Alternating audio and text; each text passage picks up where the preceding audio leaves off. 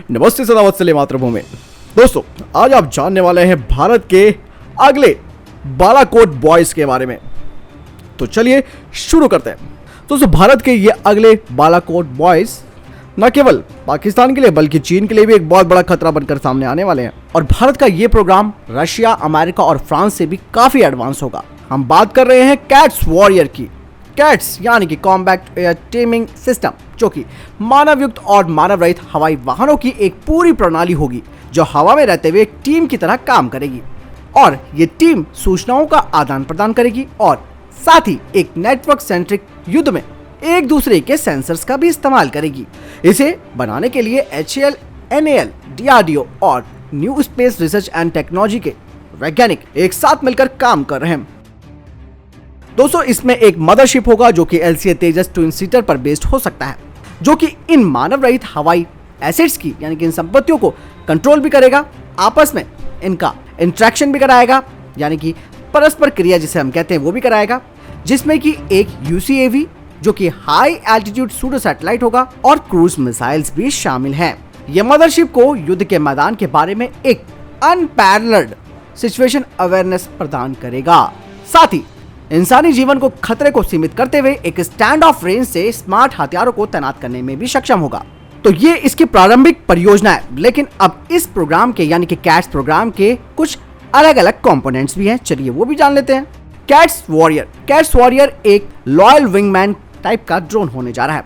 इसे एक stealth UCAV के रूप में भी क्लासिफाइड यानी कि वर्गीकृत किया जा सकता है। इसका उद्देश्य होगा कि ये मदरशिप के साथ और कभी कभी खुद आगे 150 किलोमीटर की उड़ान भरेगा। और मदरशिप, जैसे कि मैंने कहा कि वो LCA तेजस ट्विन सीटर पर बेस्ड फाइटर जेट हो सकता है, उसकी आंख और कान का काम करेगा। यही नहीं, ये एक सुरक्षित दूरी पर रहते हुए भी सारी जानकारी मदरशिप तक पहुंचाता रहेगा।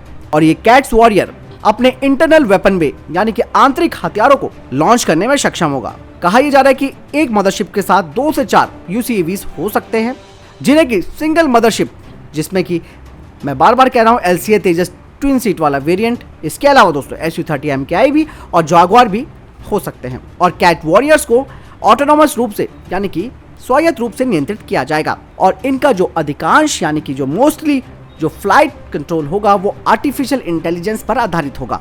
यही नहीं, ये अल्फा एस स्वार्म ड्रोन्स या फिर DRDO की 100 जिसे कि स्मार्ट एंटी एयरफील्ड हथियार कहा जाता है, उसे ले जाने की क्षमता भी होगी, जिसे कि 700 किलोमीटर की रेंज के लिए डिजाइन किया गया है। अब आता है कैट्स हंटर। इसे 200 से 300 किलोमीटर की रेंज के साथ एक stealth air launch cruise missile के लिए डिजाइन किया जा रहा है, जो कि कंटेम्परेरी यानी कि जो समकालीन क्रूज मिसाइलों की तुलना में बेहद एडवांस होने वाली है, क्योंकि कैट्स हंटर में मॉड्यूलर हथियारों का कैरेज सेक्शन होगा और ये 250 किलो का एक वॉरहेड या फिर क्लस्टर युद्ध सामग्री को ले जाने में सक्षम होगा। इसके अलावा यह अन्य क्रूज मिसाइलों के विपरीत कैट्स हंटर अपने लक्ष्य पर अपने वॉरहेड को तैनात करके दोबारा से वापस उड़ान भरने में सक्षम होगा, ताकि इसका इस्तेमाल दोबारा किया जा सके। बात करते हैं कैट्स अल्फा स्वार्म ड्रोन्स की। कैट्स अल्फा स्वार्म ड्रोन का मतलब है एक एयर लॉन्च फ्लेक्सिबल एसेट स्वान लोइटरिंग म्यूनिशन। इसे एक कैरियर व्हीकल से भी ले जाया जा सकता है, जो कि अपने साथ मल्टीपल यानी कि बहुत सी संख्या में अल्फा एस ड्रोन्स को लॉन्च कर सकता है। और इसे मदरशिप एयरक्राफ्ट से 100 किलोमीटर के दायरे में लॉन्च किया जा सकता है। इसके बाद ये जो अल्फा एस स्वार्म ड्रोन्स होंगे ये अलग अलग हो जाएंगे और अपने प्रपल्जन पर आगे की सीमा तक उड़ान भर सकते हैं। ये एक छोटा ड्रोन है जिसका वजन करीबन 5 से 8 किलो, वॉरहेड के साथ 25 किलो का होगा। ये स्वार्म ड्रोन एक दूसरे के साथ मदरशिप के साथ जुड़े होंगे और ये आर्टिफिशियल इंटेलिजेंस और मशीन लर्निंग एल्गोरिथम का उपयोग करते हुए अल्फा एस ड्रोन ऑटोनोमस रूप से अपने लक्ष्य को ढूंढ सकता है। कहा जा रहा है कि एक जागुआर इस तरीके के 4 वाहन को ले जाने में सक्षम होगा और प्रत्येक में 6 अल्फा एस स्वार्म ड्रोन्स होंगे। दोस्तों, अब आता है कैट्स इन्फिनिटी। इसे एक electric powered high altitude pseudo satellites के रूप में डिजाइन किया जा रहा है। ये 3 महीने तक आसमान में रहेगा और 70,000 फीट की ऊंचाई पर उड़ान भरता रहेगा। इसका उद्देश्य इस इलाके की पूरी मैपिंग करना और एक विस्तृत क्षेत्र की हवाई टोही करना और वास्तविक यानी कि रियल टाइम संचार प्रदान करना होगा। दोस्तों, दुनिया भी इस तरीके के प्रोजेक्ट पर काम कर रही है, लेकिन भारत के इस सुपर एडवांस अवधारणा का अभी तक दुनिया में कहीं भी परीक्षण नहीं किया गया है।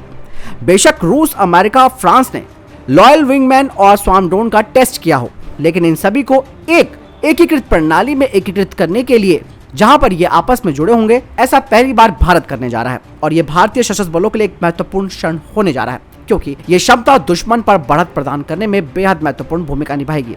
मूल रूप से चीन के लिए, हम पाकिस्तान की बात नहीं करेंगे, उनके लिए तो हमारा MiG-21 काफी है। लेकिन दोस्तों चाइना के साथ किस तरीके से ये काम करेगा?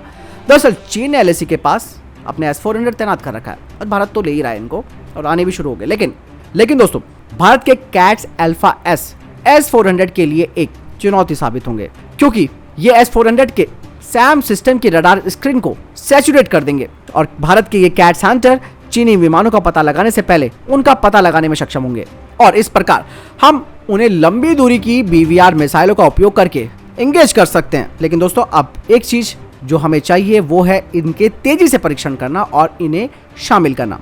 और मैं भी पूरी तरह से आश्वस्त हूं कि कैट्स प्रोग्राम कई गुना छलांग लगाएगा और ये इंडियन एयरफोर्स और इंडियन नेवी और इंडियन आर्मी के लिए अगली सबसे बड़ी चीज होने जा रहा है, यानी कि एक गेम चेंजर होने जा रहा है। तो दोस्तों आपने पूरी डिटेल से जाना भारत के इस कैट्स प्रोग्राम के बारे में।